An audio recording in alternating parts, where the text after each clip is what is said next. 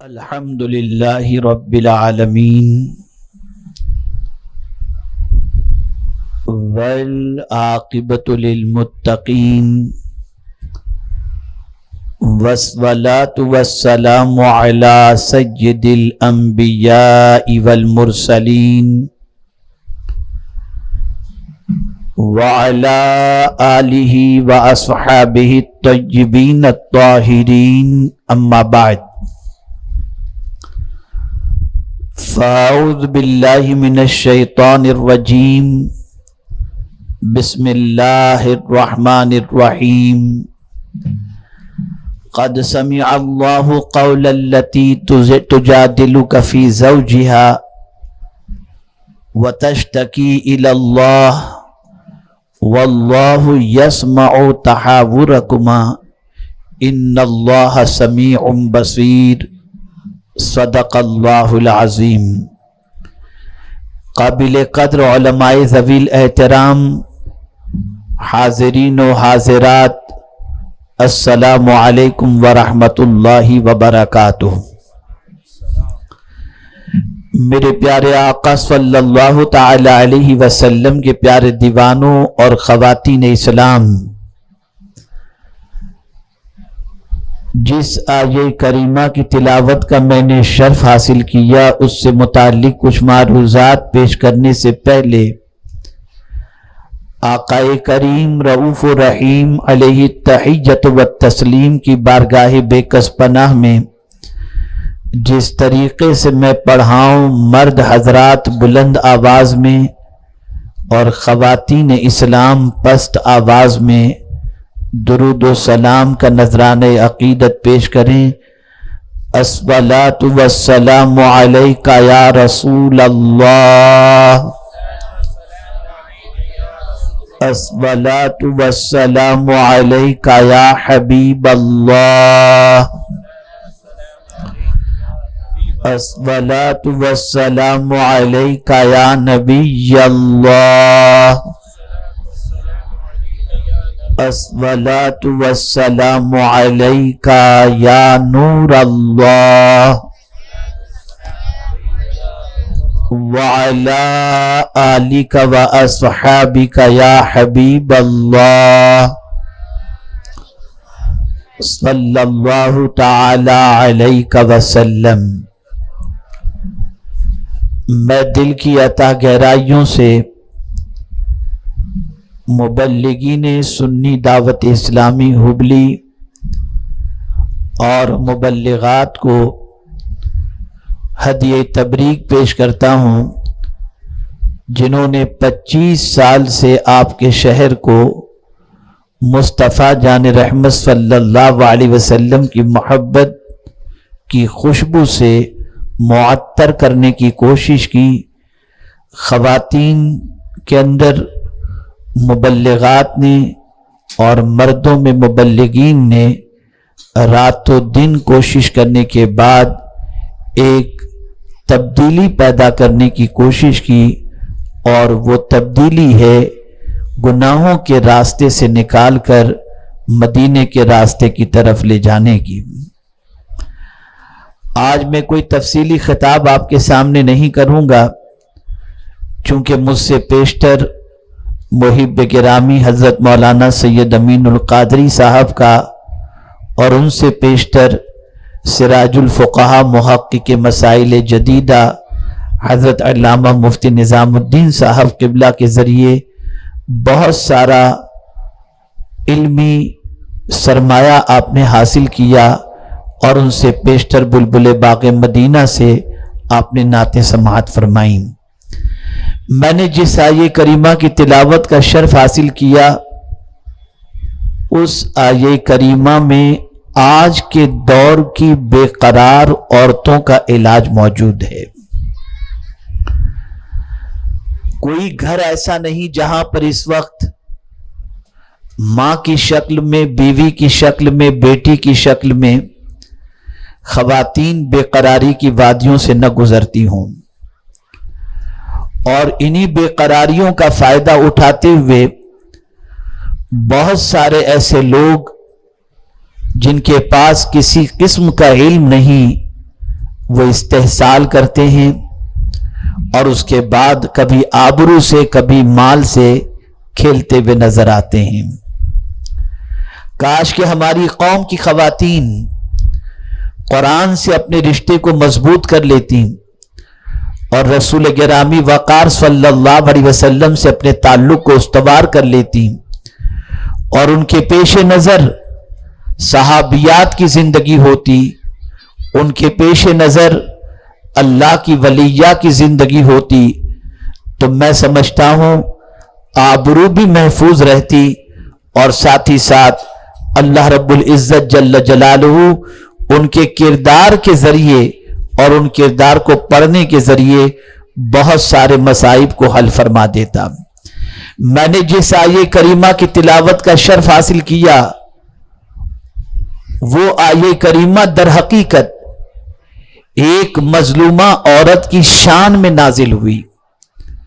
آپ ذرا دیکھیں اور غور کریں، اس سورہ مبارکہ کا نام سورۃ المجادلہ بھی رکھا گیا، اور آپ اندازہ لگائیں مجادلہ کہتے ہیں جھگڑے کو۔ میرے پیارے آقا صلی اللہ تعالی علیہ وسلم کے پیارے دیوانوں اور خواتین اسلام، آخر اس میں جھگڑے کی کون سی بات ہے، بحث کی کون سی بات ہے جس کی بنیاد پر اس سورہ مبارکہ کا نام سورۃ المجادلہ رکھا گیا؟ آئیے ہم سمجھنے کی کوشش کرتے ہیں، اور یہ بات بھی میں اپنی بہنوں سے اور خواتین اسلام سے عرض کرنا چاہوں گا کہ یہ رسمی اجتماع نہیں ہے کہ ہم آپ کی بھیڑ کو دکھا کر دنیا کو بتا دیں کہ خواتین کا ہمارا اجتماع کتنا کامیاب رہا۔ در حقیقت سنی دعوت اسلامی کا اجتماع نہ تعداد دکھانے کے لیے ہوتا ہے، نہ اپنے اثرات کو دکھانے کے لیے ہوتا ہے۔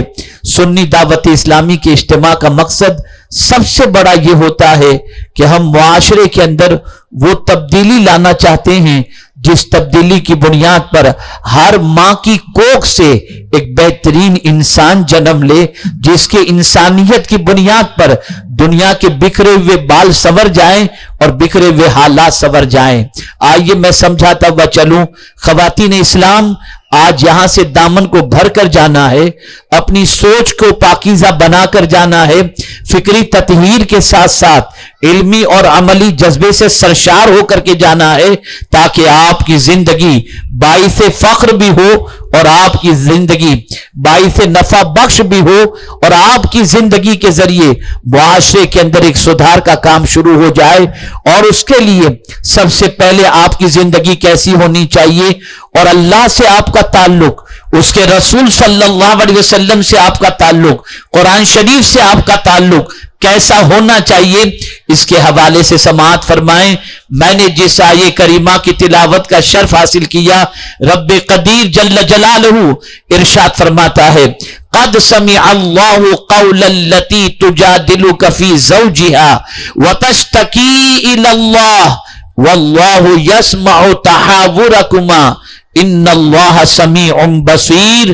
میرے پیارے آقا صلی اللہ علیہ وسلم کے پیارے دیوانوں اور خواتین اسلام، اس آیے کریمہ کا ترجمہ کنز الایمان کے ذریعے سماعت فرمائیں۔ اللہ ارشاد فرماتا ہے، بے شک اللہ نے سنی اس کی بات جو تم سے اپنے شوہر کے معاملے میں بحث کرتی ہے، اور اللہ سے شکایت کرتی ہے، اور اللہ تم دونوں کی گفتگو سن رہا ہے، بے شک اللہ سنتا دیکھتا ہے۔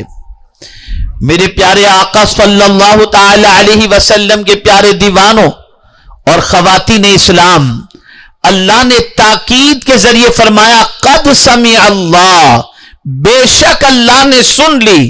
کیا بات سنی اللہ نے؟ وہ کون سی بات تھی جس کے حوالے سے اللہ فرما رہا ہے؟ تو اللہ اکبر، حضرت خولہ بنت ثعلبہ رضی اللہ تعالی عنہا، اللہ اکبر، بارگاہ رسول صلی اللہ علیہ وسلم میں حاضر ہوتی ہیں اور آقا کریم صلی اللہ علیہ وسلم سے اپنے شوہر کے معاملے میں عرض کرتی ہیں۔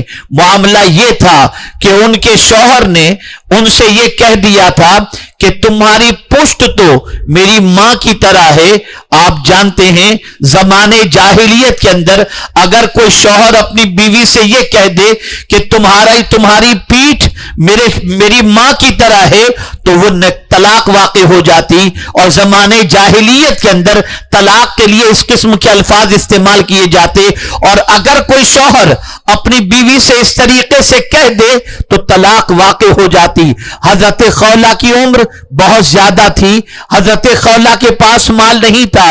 بڑھاپے کی دہلیز پر قدم رکھ چکی تھی اور ان کے شوہر حضرت اوس ان سے بے پناہ محبت کرتے تھے.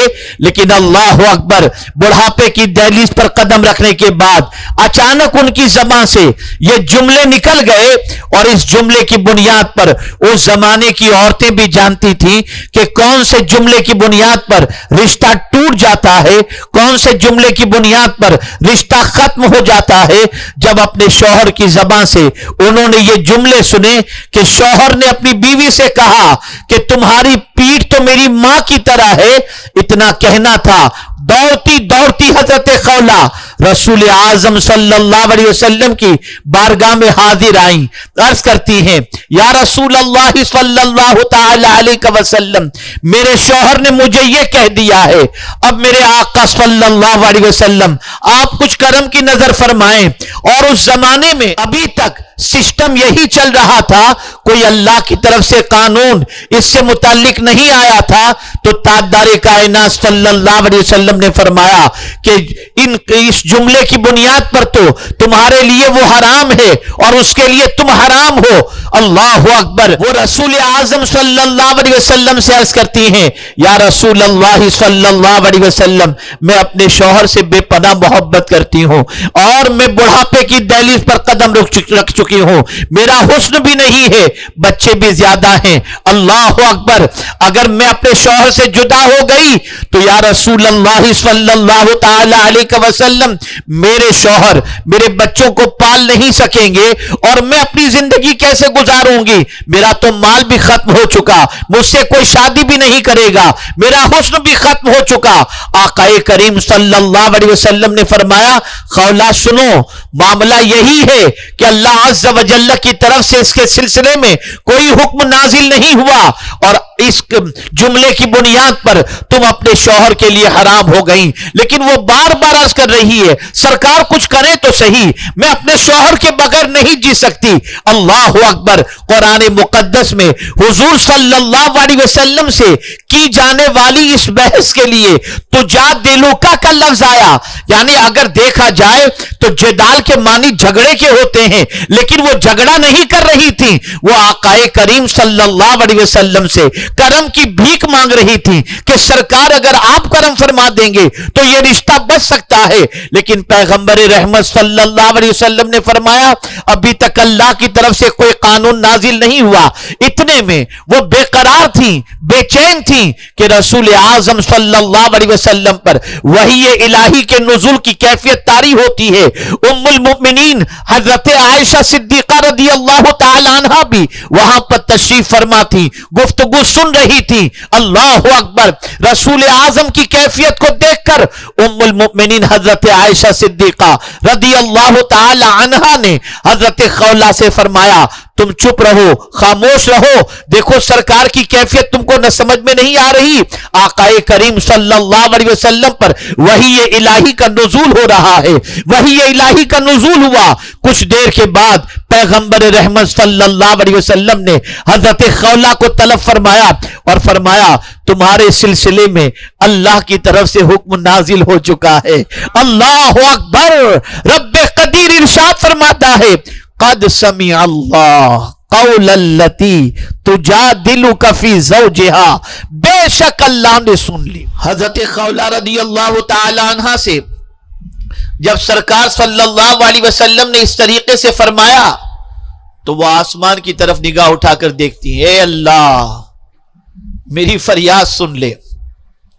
بارگاہ سمدیت میں التجا کرتی ہیں، بارگاہ سمدیت کے اندر گریہ زاری کرتی ہیں. اللہ اکبر. تو رسول اعظم صلی اللہ علیہ وسلم پر وحی الہی کا نزول ہوتا ہے اور اللہ فرماتا ہے کہ بے شک اللہ نے سن لی. کون سی بات؟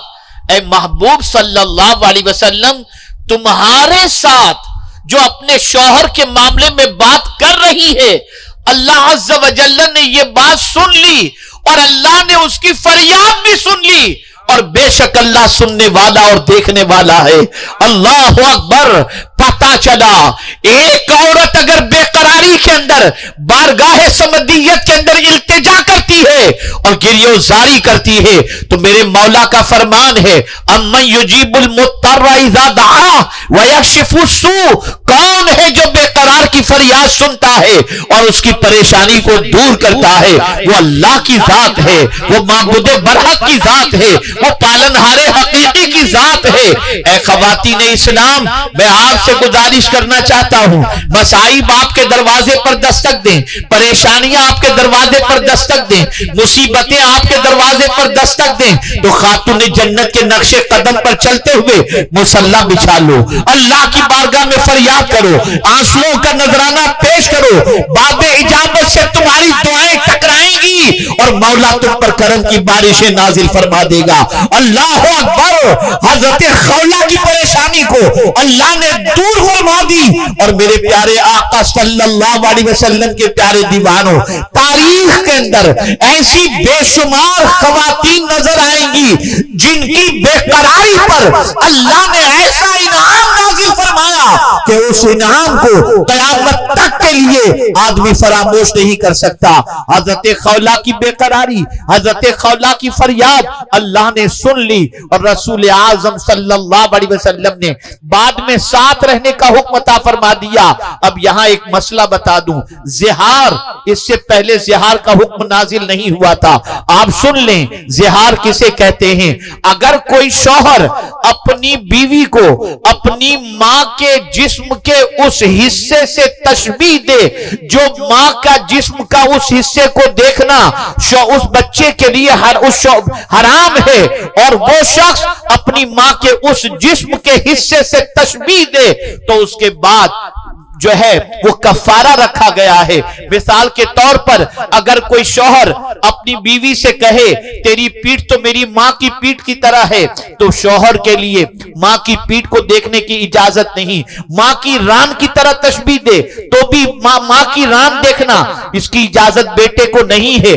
لیکن اگر کوئی شوہر اپنی بیوی سے اس طریقے سے کہے تو شریعت محمدیہ کے اندر قانون یہ رکھا گیا کہ وہ کفارہ ادا کرے. عورت حرام نہیں ہوگی، نکاح نہیں ٹوٹے گا، لیکن اس کے لیے کفارہ ضروری ہے. اور کفارہ کیا ہے؟ 60 روزے رکھے یا 60 مسکینوں کو کھانا کھلائے. اللہ اکبر. ایک عورت کی بے قراری پر مولا نے آسانی کا قانون عطا فرما دیا. آپ اندازہ تو لگائیں پیغمبر رحمت صلی اللہ علیہ وسلم کی بارگاہ کے اندر کس طریقے سے حضرت خولہ کرم کی بھیک مانگ رہی تھی اور بارگاہ سمدیت کے اندر التجا کرنے پر میرے کریم نے کس طریقے سے کرم کی بارشیں نازل فرمائیں. ایک طرف یہ بیوی کی شکل میں بے قراری نظر آتی ہے تو یہاں قرآن کی آیت نازل ہو رہی ہے. آپ جانتے ہیں خلیفۃ المسلمین امیر المؤمنین سیدنا فاروق اعظم رضی اللہ تعالیٰ عنہ کے دور پاک کے اندر فاروق اعظم کچھ لوگوں کے ساتھ تشریف لے جا رہے تھے اور اسی دوران حضرت خولہ بھی آ گئی. اللہ اکبر. فاروق اعظم رک گئے. حضرت خولہ نے روکا امیر المؤمنین کو اور اس کے بعد حضرت خولہ حضرت فاروق اعظم رضی اللہ تعالی عنہ کو نصیحت کرتی ہیں. عمر، تمہارا نام پہلے عمیر تھا، اب تم امیر المؤمنین بن چکے ہو.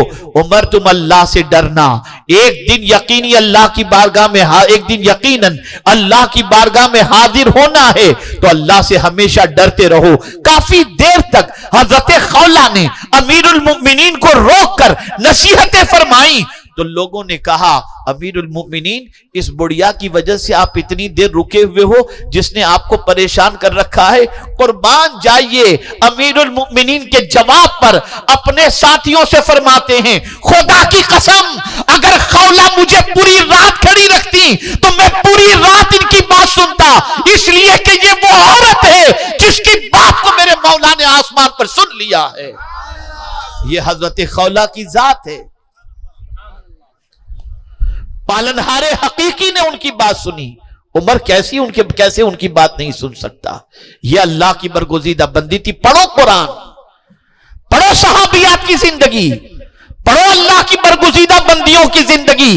رات بھر اور دن بھر سینما اور سیریل دیکھ کر دماغ بھی ناپاک ہو چکا اور قرآن سے رشتہ بھی ٹوٹ چکا. نسلیں بھی برباد ہو رہی ہیں اور تم خود بھی برباد ہو رہی ہو اور تمہاری زندگی بکھری ہوئی نظر آ رہی ہے. بے قراری کے اندر فریاد اللہ سے کرو، پالنہار حقیقی سے کرو، معبود برحق سے کرو.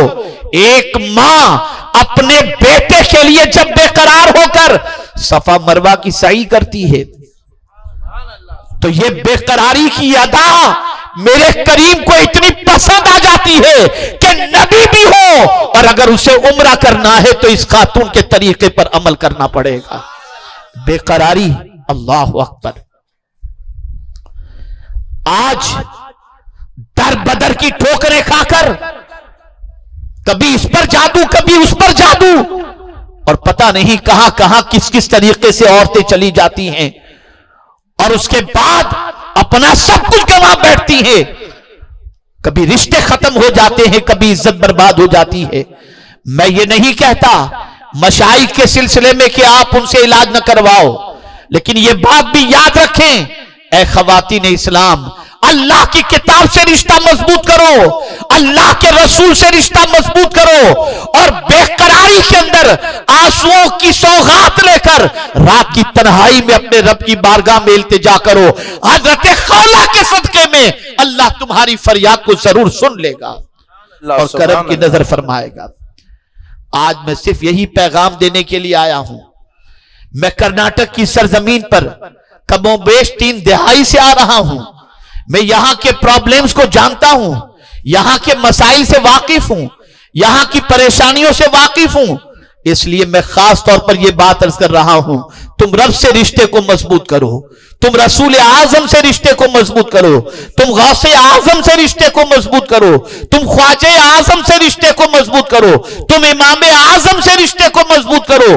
ان سارے بزرگوں سے رشتہ مضبوط کرو. لیکن خبردار کہیں آبرو بیچنے مت چلے جانا، کہیں برائی کی دہلیز پر نہ جانا. ہر پریشانی کا علاج میرے کریم نے اپنی بارگاہ میں رکھ کر فرما دیا. امن یجیب المضطر اذا دعا ویکشف السوء. کون ہے جو بے قرار کی فریاد سنتا ہے اور پریشانی کو دور کرتا ہے؟ وہ میرے رب کی ذات ہے، وہ پالنہار حقیقی کی ذات ہے. اپنے بچوں کو رسول اعظم کا عشق پلاؤ، قرآن کا عشق پلاؤ، محبت رسول پلاؤ. بس ایک بات عرض کر کے میں اپنی گفتگو کو ختم کرتا ہوں. جانتے ہیں آپ، اللہ اکبر، دلائل الخیرات شریف ہر سلسلے کے بزرگ اسے پڑھنے کی اجازت دیتے ہیں. کبھی آپ نے سنا ہے، کبھی آپ نے جاننے کی کوشش کی وہ دلائل الخیرات شریف جسے پڑھ کر نہ جانے کتنوں کے سینے محبت رسول سے منور و مجلہ ہو گئے. آپ جانتے ہیں صاحب دلائل الخیرات شریف نے یہ درودوں کا مجموعہ کس وجہ سے تیار کیا؟ سن لیجئے تاکہ اپنی بچیوں کی تربیت کے سلسلے میں آپ کو ایک ذہن مل سکے.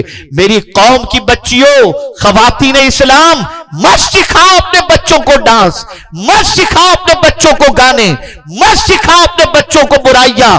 آؤ میں تمہیں بتاتا ہوں. اللہ اکبر. صاحب دلائل الخیرات شریف فرماتے ہیں ایک سفر پر ہم نکلے اور سفر پر نکلنے کے بعد ایک ایسی جگہ پہنچے جہاں وضو کی حاجت تو تھی لیکن پانی نظر نہیں آ رہا تھا. وقت جانے کے قریب تھا. ہم پانی کی تلاش میں نکل پڑے کہ کہیں پانی مل جائے تو جلدی سے وضو کر کے نماز ادا کر لیں. اللہ اکبر. ایک کنواں تو ملا لیکن کنواں موجود تو تھا، کنویں میں پانی بھی موجود تھا لیکن ہمارے پاس رسی نہیں تھی، ہمارے پاس ڈول نہیں تھی جس سے کنویں کا پانی نکالا جا سکے اور وضو کیا جا سکے. دور ایک بچی کھڑی تماشا دیکھ رہی تھی. وہ ننھی سی بچی دوڑتے ہوئے آئی. اس نے ہمارے چہروں کو دیکھا، ہمارے اضطراب کو دیکھا. ننھی سی بچی آ کر کہتی ہے کیا بات ہے، آپ لوگ پریشان نظر آ رہے ہیں؟ صاحب دلائل الخیرات شریف فرماتے ہیں بیٹی پانی کی ضرورت ہے، وضو کے لیے पानी तो नजर आ रहा है, लेकिन डोल और रस्सी नहीं जिससे पानी निकाल करके हम वुजू कर सकें, इसलिए हम परेशान हैं और नमाज का वक्त भी जाने के करीब है। बच्ची ने कहा बस इतनी सी बात से घबरा गए।